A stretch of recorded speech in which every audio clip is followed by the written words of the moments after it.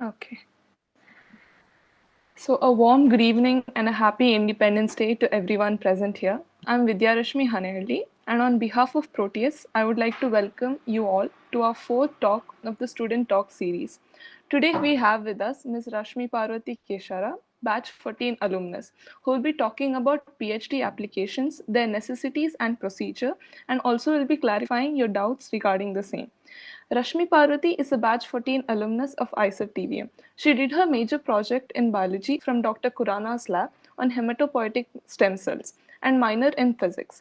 She was the events manager for Anvesha in 2015 and 16. She is currently pursuing a PhD from Dr. Grapin-Botton's lab at Max Planck Institute for Molecular Cell Biology and Genetics, Dresden, Germany.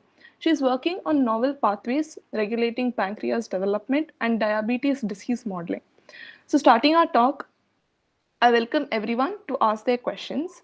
Please use the raise hand option to ask your questions. You can also use the chat box to ask your queries.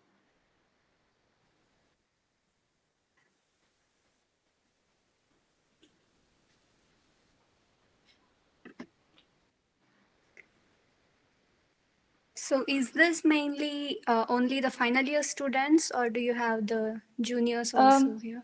There are a mixture of people. There are second years, third years, and also fourth years. Okay. So if you have any questions on internships also, then yeah, I can help. You can type out in the chat box if you also like.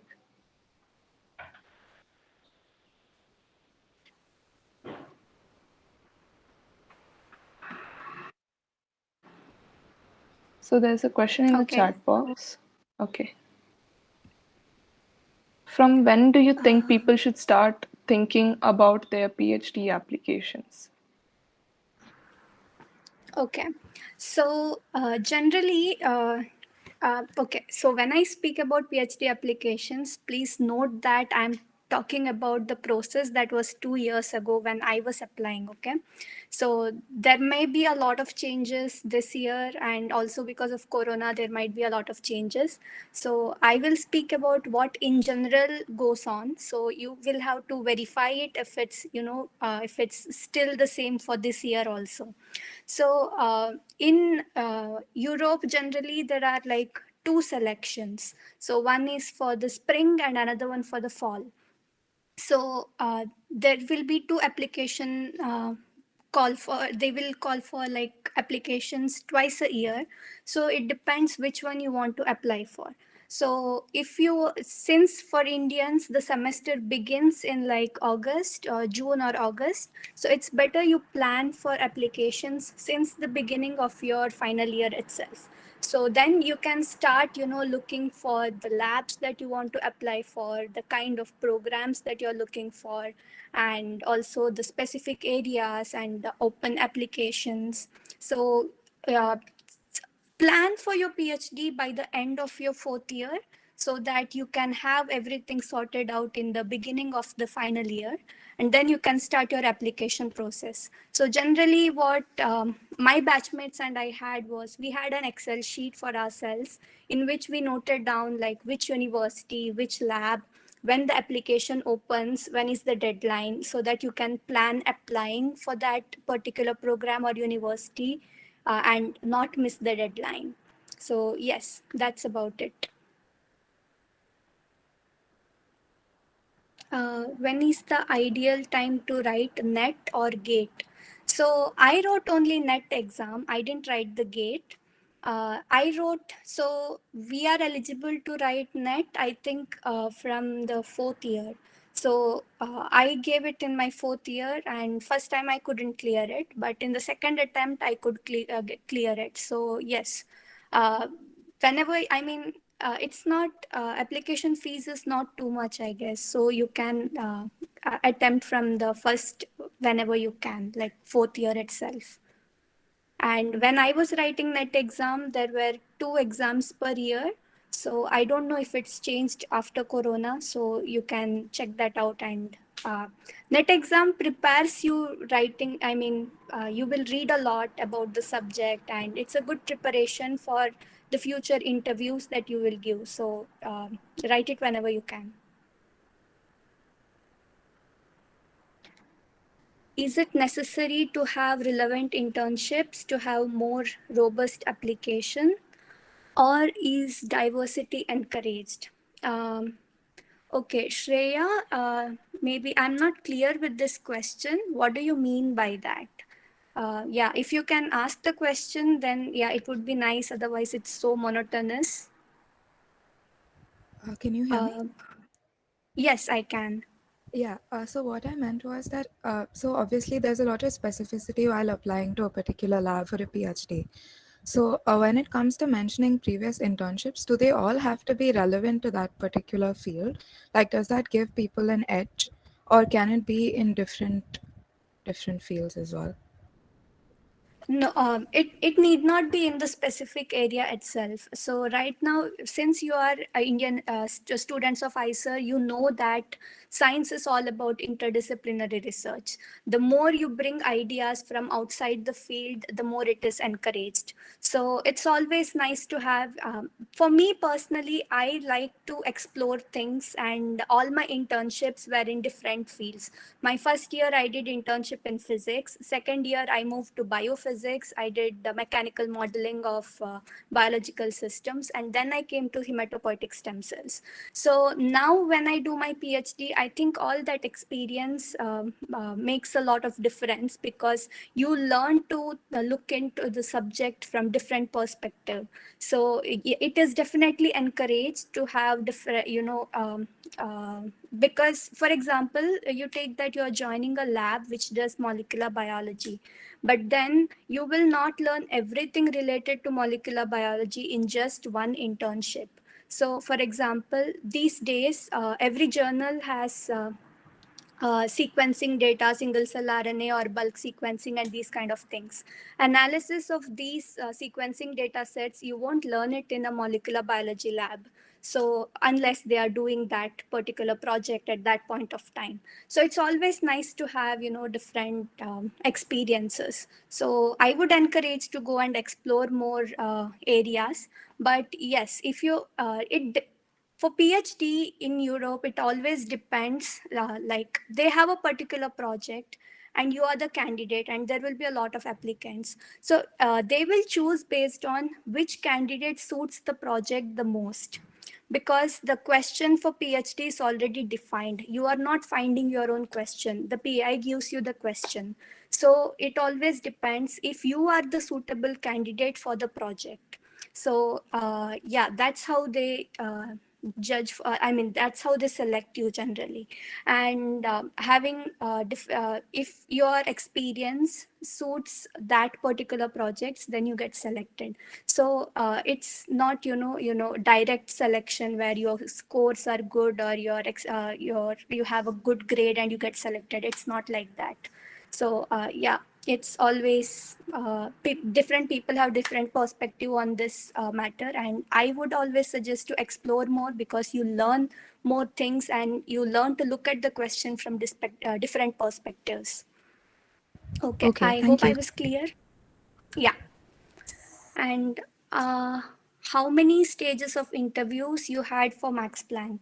So Max Plancks in general have different, PhD programs, and they are called as IMPRS, International Max Planck Research Schools. And I applied to many of them, and I got selected through this IMPRS for cell development and systems biology. So that is in Dresden. So for this IMPRS program, after I applied, so they will select few candidates based on the applications, and there will be online interview. So in that interview process, they will ask a lot of, subject-based questions, and also few of application-based, and also based on my experience. And there you have to give a chalk talk, a brief talk for 5 minutes about what your project is, what your interest is, and how will you proceed with the project, and things like things like that. And based on that interview, they will select a few candidates for on-site interview in Germany. So we had to come to Germany and they covered all the expenses, of course. And here we will meet the professors one-to-one and we'll have to present our project. So it was a poster presentation. And then different PIs. I had interviews with I think 6 of them, and I got offer from 2 of them, and I finally selected one of them as the lab that I want to do the PhD. So, but these days everything is online because of the COVID. So I don't know what exactly changed these days. That you will have to check. Okay, next question is how can you tell about standard tests like Toffel, GRE, and the like? So yes, I did not give GRE or IELTS because I had decided that I don't want to go to US. So to European universities, GRE is not mandatory everywhere. So there are few programs which ask for GRE score, but not all. But I did give TOEFL because not every university accepts Indian higher education in English. So they need the English score. So that's why I had given TOEFL, and I gave TOEFL before I started my PhD applications so that I had the score ready with me when I start my applications. So that's something that you will have to plan. So I said that we had this Excel sheet where we had the starting date of the applications, the deadline for the applications. So when you make this list, make sure that your TOEFL GRE scores are ready before you start the application process. So yes, I didn't give GRE because I didn't want to go to US, and yeah, that's it. Do you have any more questions on TOEFL GRE? Shreyas Shri Kumar. Okay. Next question is from Ira. What are some fellowships that are available for PhDs in Europe? Okay. So one thing that you need to know is that in Europe, PhD is not just being a student. It's more like a contract. So you will be treated as an employee if you join the university, the labs that are affiliated to university but not belong to the university. Then generally it's a contract and you are the employee. So the benefit is you are employee as well as a student. So you get all the benefit of being a student, like student discounts and everything. And you also get the benefit of being an employee. So that means you have the insurances covered, you have the pension benefits and everything.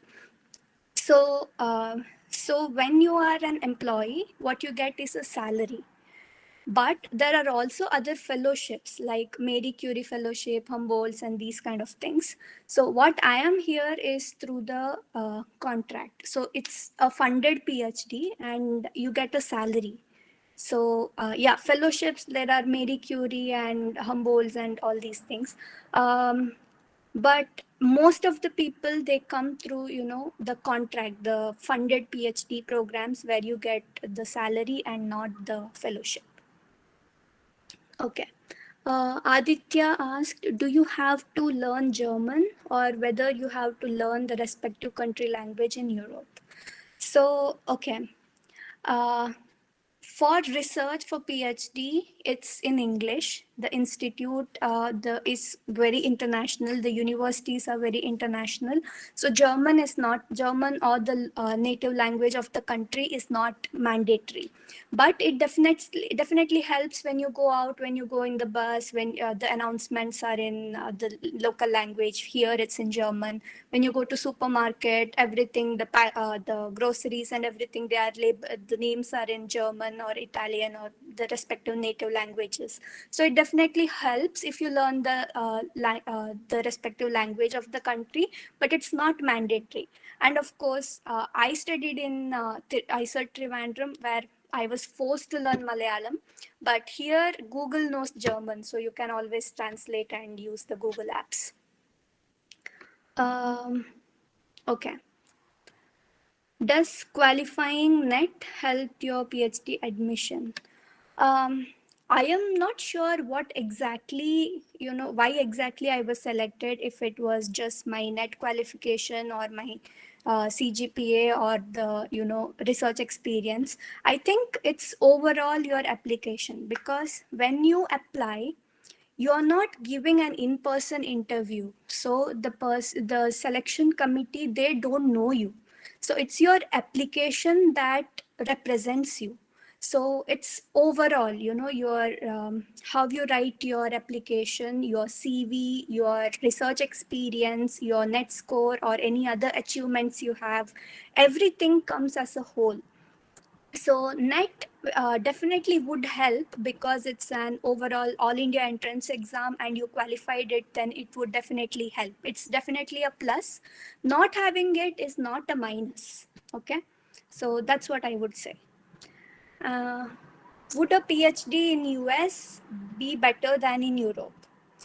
So it's always debated. Some people say the standard of US PhD is better than Europe and things like that, but I don't agree with that. Because see, why I didn't choose US was because I did my master's, bachelor's and master in IISER Trivandrum, where I took the courses that PhDs in India take the same courses. So I have already completed those courses, and I didn't want to go to US and spend 1.5 year taking the same courses again and not doing any research. In Europe, you come here, if there is mandatory coursework, you take it. Otherwise, you directly do your research. You start with your experiments directly and you complete your PhD in 3 to 4 years. So that was the main reason why I did not want to go to US. And of course, funding was not guaranteed in US. So it's not always guaranteed. But in Europe, you have a contract, so it's always guaranteed. So that was the reason. Yeah, it's, if which one is better, it's always debated. So yeah, I don't agree that one is better than the other. It's always research what you do, and if you're good at it, you have all the opportunities later. Okay, Ritika Ganeshan asked, how did your experience with physics or biophysics help with biology? Yes, so in my internship, I did a lot of analysis and also, some statistics of the data that they had. So right now, I am doing a lot of data analysis, and it definitely helps. And yes, I think mainly what helps is that when you do internships in different field, that is like totally different field that you don't learn in your coursework, you learn a lot about what kind of fields exist for research and what kind of research people do. So that totally widens your perspective, widens your horizon of thinking, and you learn a lot of how you can bring new ideas into the project. So that is definitely helpful. Okay, there is one more question. Did you select the lab you're working in now during your application process, or did you have lab rotations? Okay, so I did not have lab rotations. In Europe, generally you don't have lab rotations because it's just 3 to 4 year of PhD, and you get selected to the lab that you will do the PhD in. So did I select it during my PhD application process? So yeah, one thing you should know is that your PhD is not the end, right? PhD is a learning process. So my aim when I was applying for PhD is to learn how to identify a research question and how to solve it. Okay. So in PhD, the question is given to you by the PI in Europe.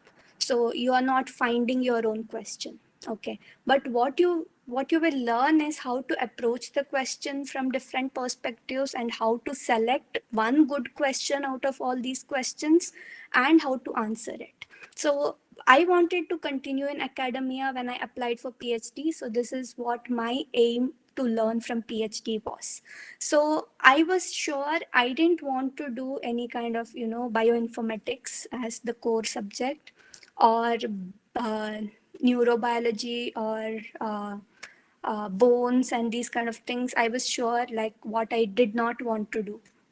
I was sure what I wanted to do. I liked cell biology, I liked molecular biology, and I did my master's in stem cells and developmental biology, and I loved understanding development. So I was sure I wanted to do developmental biology. So that's why I started looking at the labs that did stem cells and development. So in that process, I found this IMPRS program where many projects were around stem cells, around developmental biology. So I applied here, and my first so when they propose the projects in the application process, the website, it's just one line that is written, understanding the role of so and so in endocytosis or development or things like that, and you will not know anything about the project from this one line, because most of the things that they plan for the project are from unpublished data that they have in the lab, and you will not find it anywhere in the website. So these things you get to know only when you meet the PI during the interviews. So my first preference was one another lab here in MPI, and when I met the PI during the interviews, he told me he already has the imaging data and he wants a bioinformatician to analyze this data, and that's not what I wanted to do. So among other PIs who I interviewed, I met my current PI, and her work was really amazing, and the project that she offered was so exciting, and I liked it, and I told her that this is what I want to do. And she also liked my liked me as the candidate, and that's how I got selected to the lab. So when you apply for a PhD, you should know what you don't want to do and what kind of subjects you want, what kind of fields you want to work on. So that's how you need to select, and you need to select the labs that you want to work for, that you want to apply. Okay. Um, Hello. yeah. Yeah, hi. So, in this, so you presented this idea that in Europe, when you're going for a PhD, it's sort of like an employment opportunity. So, in such a case, are you looking for labs and funding side by side, or labs and then filtering with funding, or funding and then labs? No, generally when they post the advertisement for PhD open positions, it will be mentioned if it's a funded project and if the funding will be from the, for me, for example, if it's from the Max Planck Society or from PI's funding and all, it will be mentioned in the website. And generally, the salary or the fellowships that you get is more than enough to cover your living expenses and also have some savings. Understood, understood. But Mm-hmm. apart from, along with that, so when you're applying early, like you said, you start applying around the beginning of your fifth year itself. In those cases, the positions that are available for us would not be published on the websites or anything, because they will start publishing that sometime around October, November, when their portals open up. So Yes, then, that's true. So, no, why I said to prepare from the beginning of the year is because you need to have your, a CV and your SOP and these things ready. So, when you have that mindset ready that you want to apply, and you get so immersed in your major project that you won't have time later to look at it. So, if you start from the beginning of the year, then you know when the deadlines are or when the applications open up. So that's what I meant. Was I not clear? okay. I'm sorry then. No, no, no. I think I only understood it wrong then. I thought you meant like apply, like start sending emails. No, Uh, not sending email. Okay.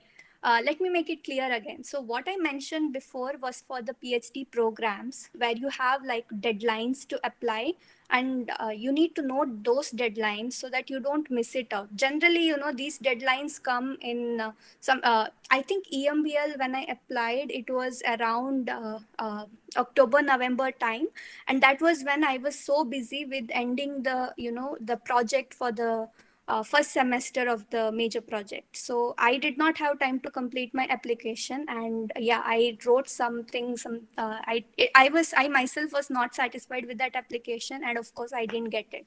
So yeah, you get so busy later with the major project that you won't have time to think about the other things and focus on the applications. And that's what many of the juniors also have been telling me, because they were so busy with the projects that they didn't have time to focus on applications. So you start early and noting down, the websites will have like application opens on so and so month, so and so date, deadline will be so and so. So just note down that and be prepared. And you need to have your CV, your SOP, or these things ready. And yeah, there are things that you should write and you should not write in your CV or your SOPs. So because that is the application that you're sending and that is what represents you, so it needs to be written in a way that the person reading it should not feel like you're not a right candidate. It should make them intrigued and feel that, oh, this might be a right candidate. So you need to be so that is the application that you're sending, and it needs to be written properly. So yeah, that these things you need to prepare beforehand. And yeah, that needs to be done, I mean, do it in the beginning of the year so that you need not worry about it later. Okay, was I clear? Yeah, you super clear now. That was Okay, like, thanks. and Okay, if I can just like get to the, I had just one question in yeah, part of sure. that.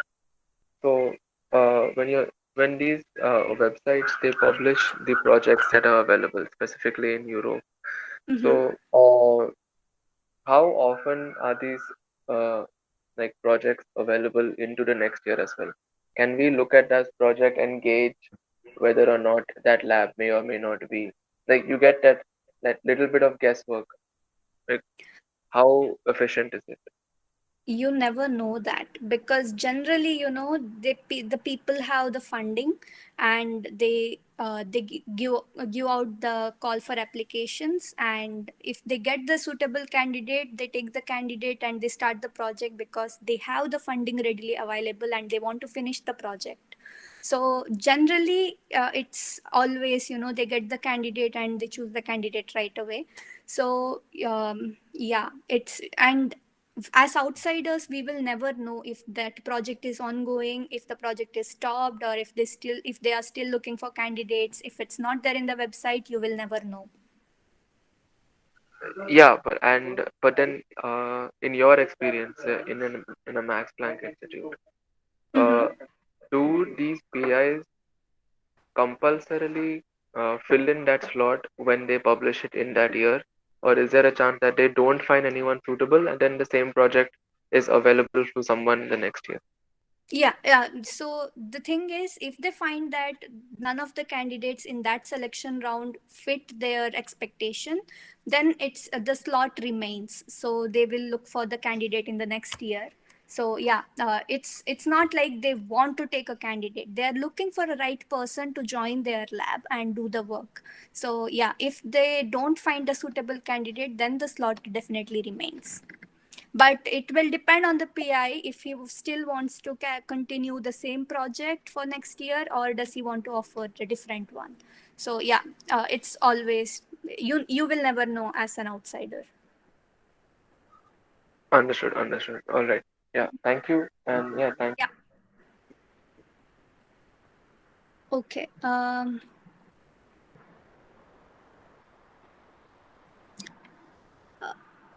just reading the chat, give me a minute. um, Okay. I think I covered Ira's question and all before that. If I did not, please remind me.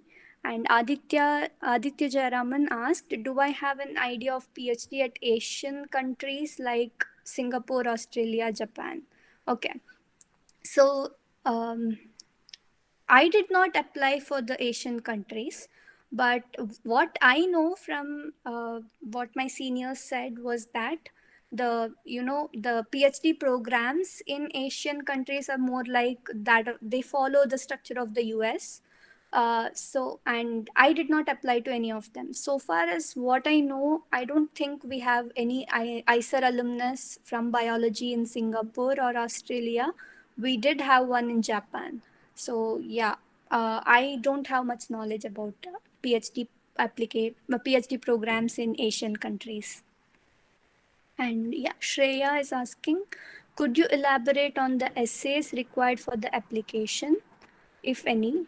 Did you get them checked by your peers or mentors? So yes. Um, Essays required for applications. So I applied for all the PhD programs.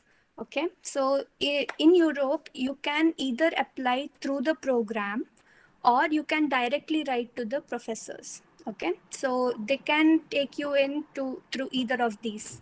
So you can either enter through programs or you can directly write to the professor, send an email that I am so and I have so experience. Do you have any open position? You can ask them.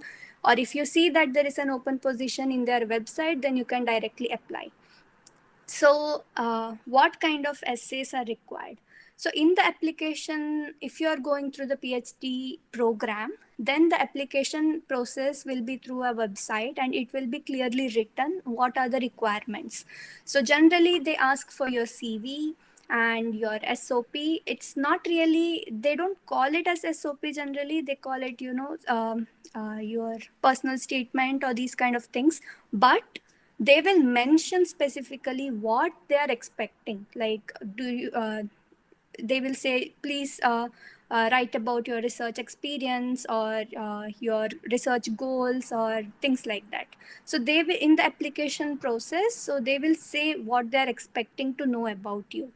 So yeah, so that's how you can restructure your essay. So if you are writing to the professor directly, then you need to have a CV, you need to have your SOP, and yeah, that would be enough. And your grade cards, of course. So did I get them checked by my peers or mentors? Yes, I got it checked from my classmates, my peers, and also I think seniors and the PhDs who were mentoring me. And it definitely did help. Okay, do you have any other questions on this, Shreya? Was I clear? Yeah, thank you so much. Yeah. Okay, Amulya is asking, which lab did you do your minor project in? How important is the role of minor project for getting a PhD? Okay, I did my minor project in Joy Mitra and Vinayak Kamle's lab, and I worked on gold plasmonic biosensors. So, how important is the role of minor project for getting a PhD? Mm, I got my second recommendation for the PhD program from Dr. Joy Mitra. So definitely that was a help because he knew me personally, and I believe he gave me a really good recommendation. That's how I got into PhD. So how important is it? You definitely have a lot more experience. You understand to look at the subject from different perspectives. Yeah, this is what I have been saying before also. So it the more experience you have, I think that definitely counts. So yes, but it's not mandatory. You don't have a minor degree or minor project doesn't mean your application is bad, but if you have, it definitely helps. Okay, are the processes for summer internship application similar to this if we are applying abroad? Okay, if you are applying abroad for internships, then one thing you should note is that generally, if you directly write to PI, then the chances of getting it is less because you will have to come from India and travel expenses and all. They may not have a funding to cover all this. But all the PhD programs like the IMPRS and these ones, they do have an internship program also, or summer schools, they call it sometimes. It will be, some less lectures and also some lab experience, but summer schools may not have, research projects. It's just teaching lectures and learning some experiments. So they do have the summer internship or summer school programs. So you should definitely check this out. IMPRS schools have, Vienna Biocenter also has it, and EMBL, I am not sure. I guess they do as well. So you can check out these things. But if you have external funding, for example, if you have the funding from dad and these things, then you can apply directly to the professor and say that I'm applying for this funding, or I have these fundings already and I want to do a project internship in your lab, so do you have an open position? So if you have a funding, or if you're self-funded, which is generally not the case, then you can directly write to the professors and say that I want to work on these and these things. So do you have an open position? So that is also possible. It works both ways. Yeah, and for internship applications also, you need to have a well-written CV. I mean, whatever you have, just write it neatly. You can check, these Quora and Pinterest and all these things, how to write a good structured CV, how to write an SOP and these things. So yeah, how to write a proper email. I also get some emails from juniors and it is not well written. So when I read that email, I don't feel like I know the person, or I don't feel like, is this person genuine? And these are the questions I have. Sometimes I get an email saying, greetings ma'am, my name is so and so and I want to apply for PhD, can you help me? So these kind of things, I don't know if the person is genuine. I mean, you should know how to write an email. For example, if it's formal, it should be like properly formal. You need to have like, introduction. Just say, I'm so, and my name is so and so, and I'm a of biology major student from this university, and I'm now looking for open positions in PhD. And then you write what your research interests are, why that lab interests you. It should not be too long, but it shouldn't be too less also. Just 2 lines saying, I'm looking for open position in PhD. Do you have one? That's not the way you write it. So just see how to write proper email. And this, I forgot the name, few PIs in IISc Bangalore, they had a web page in which they had written how to write email, how not to write an email, and these things. So these are the things that in which we Indians are lacking behind. So just, write a proper email, because that is how the person will get to know you. That's what represents you. So you need to have how to write an email, how to write your SOP, these things. So just, and also have it checked by your seniors or your mentors, and these, it definitely helps. Okay. Sukhada is asking, how specific should our SOP be while applying for PhD in describing our research interest? Okay. So the thing is, as I said before, when you apply for PhD, you should know what kind of projects interest you, what kind of things you want to work on, and what kind of things you don't like at all. Okay. So for me, I was sure I want to do developmental biology, but I didn't know if it was, um, blood cells, or pancreas, or liver, or what kind of tissue I want to work on. I didn't know, but I was sure I wanted to work on development. So when you write your SOP, have one question in mind: what interests you the most, and what do you want to do in your PhD? So around that question, you write your research interest. For me, how a single cell develops into an entire organism, that's what fascinates me.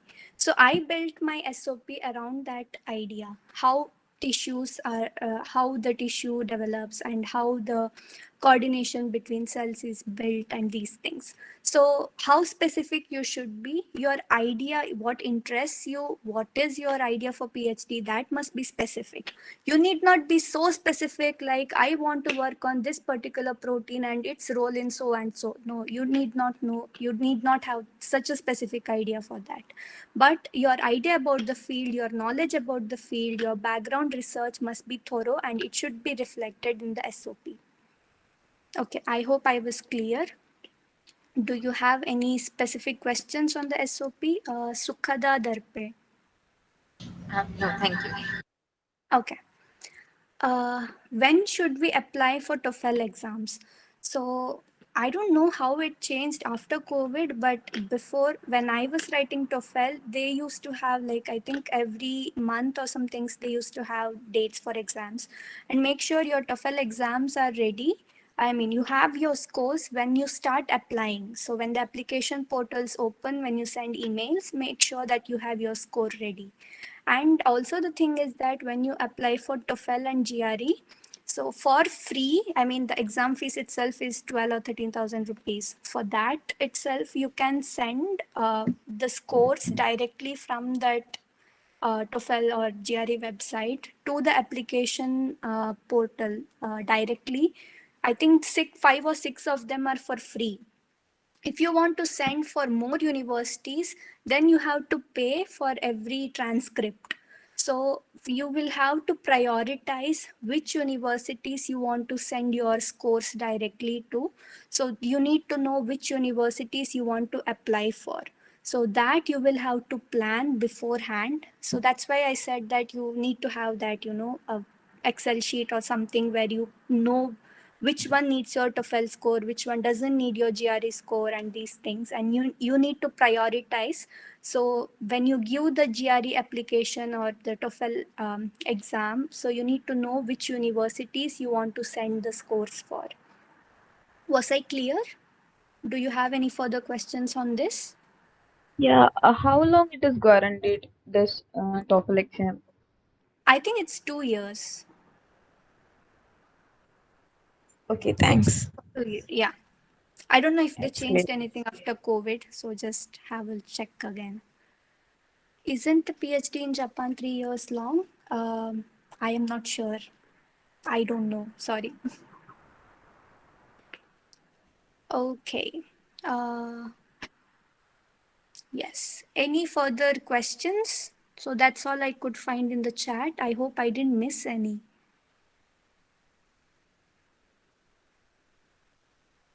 Yeah, if I did miss any of them, then please unmute yourself and you can ask.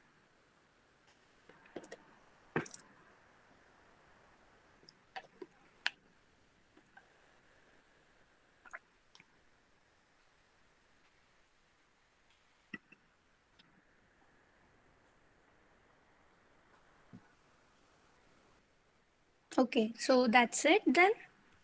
Do you have any further questions?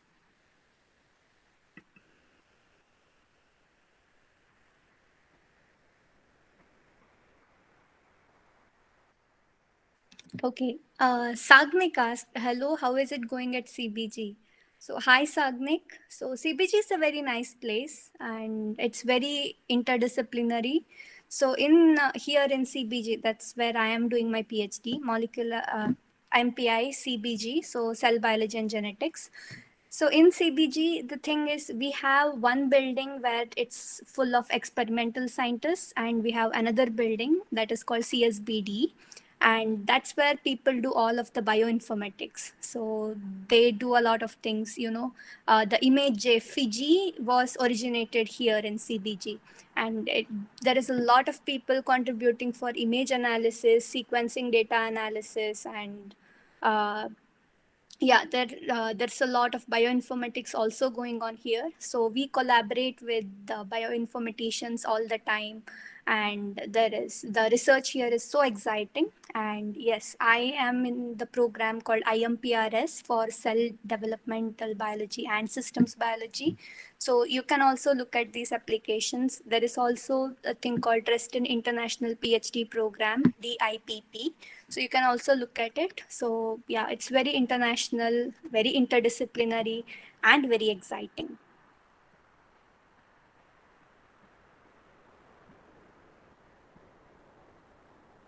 Okay. Any other questions?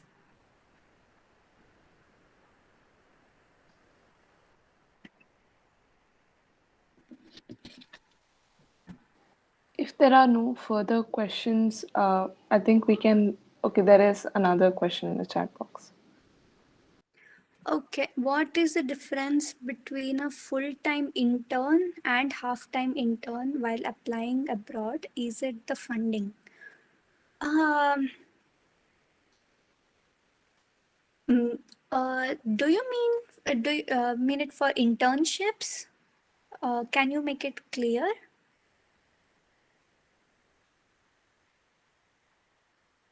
Meg, if you can unmute and ask the question, then maybe it would be clear to me.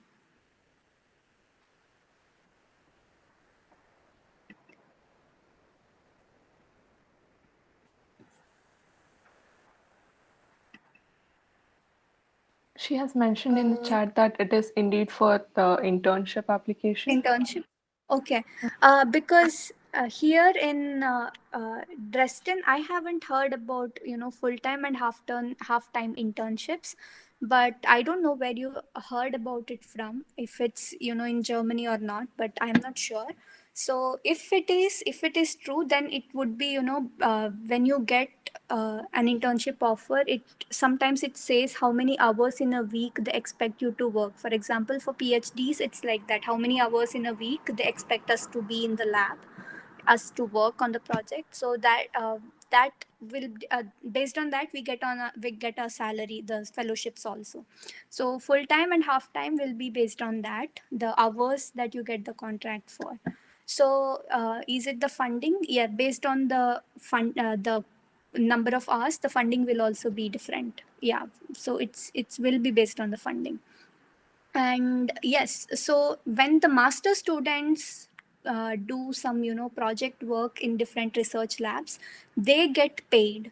So they will be working as research assistants sometimes, or there is a position called hiwi and other things in Germany. So they get half time funding. So their funding is that half time thing. They are expected to work, I think, only 10 hours a week or something like that. So that is what I really don't know about internships. So you will have to clarify and verify it with someone else. Yeah.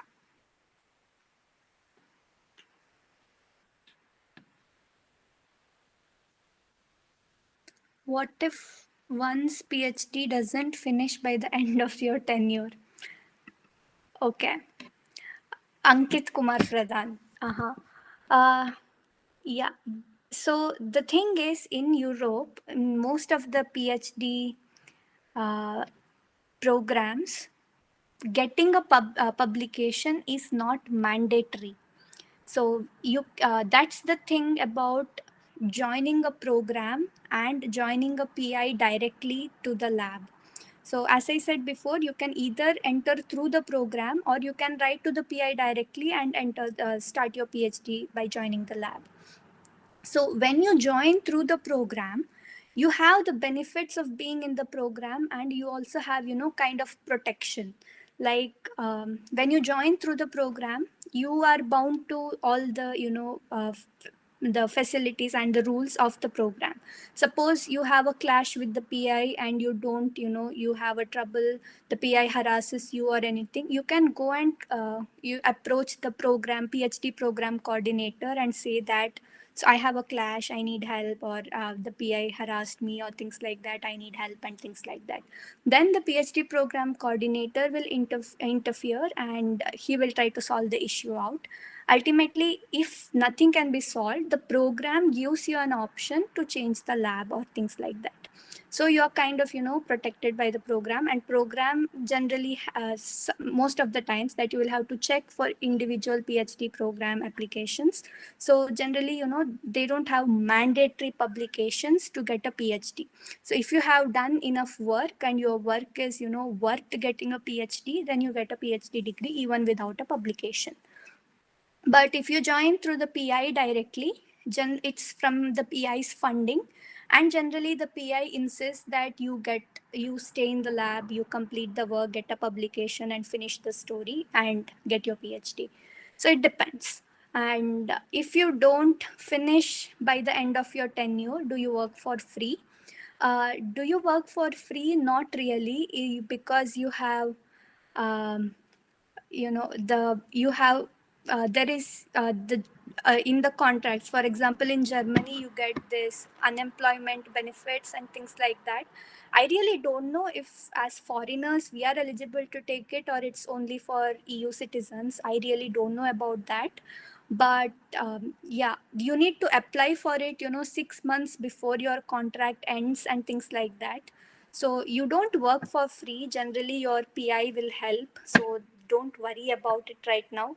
Ankit, first start your PhD, and then you can worry about all these. You missed a question in the chat box. It's by Ranjit. What should I do if I get an offer but I am hoping for a position in a better group? Okay. That's a very interesting question. So, um, generally, you will get a time of 6 weeks or so before you will get a period of few weeks. So it depends on each program, of course. You will get a period of around few weeks when you have to finally say yes or no for the program. So generally, all these programs, they have their final interviews around the same period, so you will know if you have a chance in the next one or not, in a better group or not. So my suggestion would be, if see you applied because you like the work, if you find that work is still interesting after you get the offer, then you can definitely join. And if you're still hoping that there is a better group where you really have a chance, then you can wait and say that you can wait for the next that group's offer. So yeah, it finally depends on your decision. So yeah, that's what it is.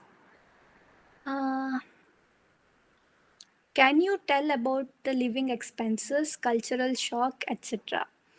uh, Cultural shock, yes, because it was my first time outside India and I was totally here all alone. But always, you will have friends, and people will be always welcoming. They are really nice because it's totally an international atmosphere. When you join the lab, it's always international. So the people in the lab are from different cultural background, from speak different languages and everything. It's only the research that unites us. And always these universities and institutes have some social gathering event every week. For us, it's Friday evening. We have the internal seminars, and after the seminar the institute will provide some drinks and snacks, and people gather around and talk about science and social activities and everything. So you always feel welcomed. So yeah, cultural shock, you get used to it. And yeah, for me the shock was food, because whenever I went to the canteen in the institutes, there were only potatoes. I was so annoyed with having potatoes every day, but then I started cooking, so it was fine. And yeah, learn cooking, it's a basic skill, it helps always. And about living expenses, if it's a funded PhD, which I mean, everyone goes for a funded PhD itself. So you will have enough funding that you can have all your living expenses covered. You can also, in most of the places, most of the countries, you can always afford a single individual, I mean, what is a studio apartment, uh, have your own decent style of living, and still have minimal savings, and sometimes a little more, I mean, savings as well. So if it's a funded PhD, then you don't have to worry at all.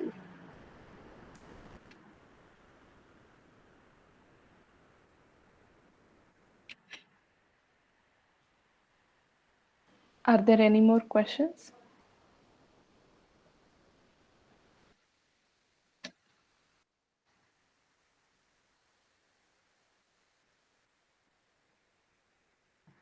Any other questions on PhD or internships or yeah, research?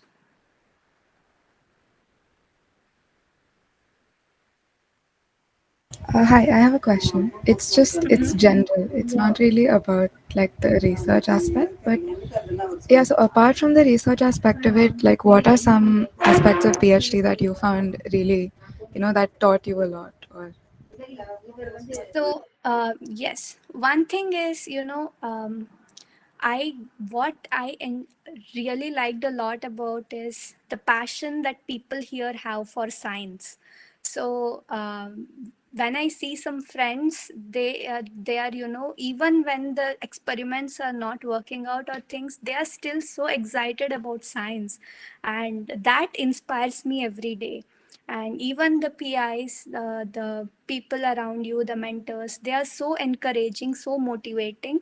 And one time what happened was, the results that I got from an experiment was exactly opposite of what I was expecting. And I was thinking that I did something really wrong, that it's not working out.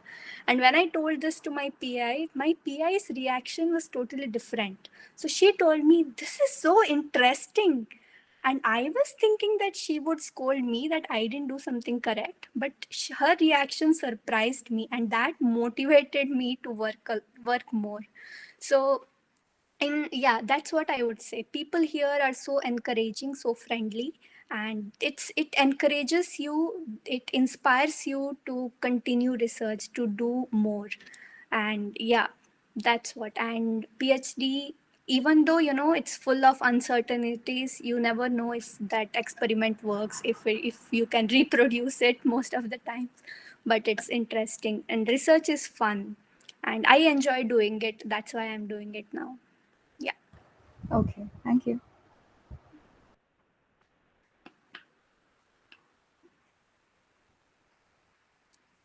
Does CGPA matter a lot for getting a PhD?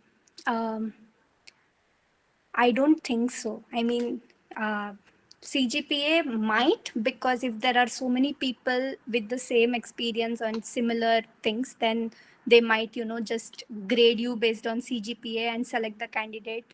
But I don't think it really matters, because many people, I mean, most of the people who want to do research, who have, that research experience, and see it in they have got PhD opportunities. So when you send an application, it's as a whole that application is judged. It's not just based on your research experience, your CGPA, or these things. That everything is judged together. So if your CGPA is not that good, then you should have to your research experience or your motivation or the questions that you want to address, the questions that you come up with, that will balance it out. So don't worry too much about the CGPA, but focus more on learning new things, getting to know different things, how to ask new questions, and yeah, be good at what you do. If you're a bioinformatician, be good at what you do. If you're a molecular biologist, then be good at what you do and know what you're doing. So the basics must be clear to you. Sometimes it might take a little longer to get an offer, but you will always get an offer. It's not like you are bad or anything. So it's sometimes just that it takes long, but you will always get a chance to do PhD.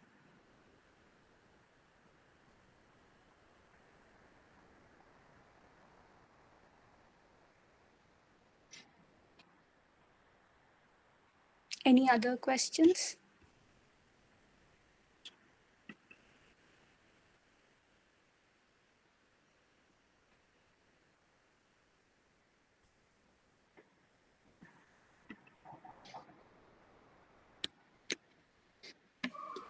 Are there any questions?